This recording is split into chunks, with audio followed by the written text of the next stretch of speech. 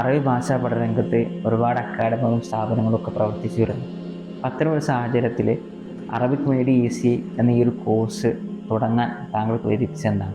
അറബി ഭാഷാ രംഗത്ത് പ്രവർത്തിച്ചുകൊണ്ടിരിക്കുന്ന വിദ്യാഭ്യാസ സ്ഥാപനങ്ങളുടെയും അധ്യാപകരുടെയും എണ്ണം പരിശോധിക്കുമ്പോൾ ലോകത്തെ 2ാം സ്ഥാനമാണ് നമ്മുടെ ഈ കൊച്ചു കേരളത്തിനുള്ളത്. ഏകദേശം 12 ലക്ഷത്തോളം വിദ്യാർത്ഥികൾ ഇന്ന് കേരളത്തിൽ അറബി ഭാഷ പഠിച്ചുകൊണ്ടിരിക്കുന്നുണ്ട്. പക്ഷേ 1ാം ക്ലാസ് മുതൽ 10ാം ക്ലാസ് വരെ, അത് മദ്രസ വിദ്യാഭ്യാസത്തിലൂടെയും സ്കൂൾ വിദ്യാഭ്യാസത്തിലൂടെയും അതിനുശേഷം +2, ഡിഗ്രി, PG തലത്തിൽ വരെ അറബി ഭാഷ പഠിച്ചിട്ടും അത് വേണ്ട രീതിയിൽ വിദ്യാർത്ഥികൾക്ക് പലപ്പോഴും കൈകാര്യം ചെയ്യാൻ സാധിക്കുന്നില്ല എന്ന ഒരു ചിന്തയുടെയും പഠനത്തിൻ്റെയും നിരീക്ഷണത്തിൻ്റെയും അടിസ്ഥാനത്തിലാണ് അറബിക് മീഡിയം എന്നൊരു കോഴ്സ് തുടങ്ങാൻ ഞങ്ങൾ തീരുമാനിച്ചത്.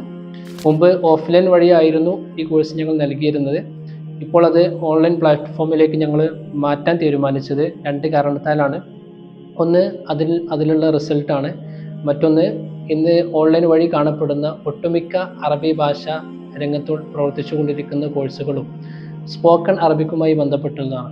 അതുകൊണ്ട് അറബിയെ അതിൻ്റെ ശരിയായ രൂപത്തിൽ തനതായ ശൈലിയിൽ ജനങ്ങളിലേക്ക് എത്തിക്കുക എന്നുള്ള ഒരു ഉദ്ദേശം കൂടി ഞങ്ങൾക്ക് ഇതിൻ്റെ പിറകിലുണ്ട്.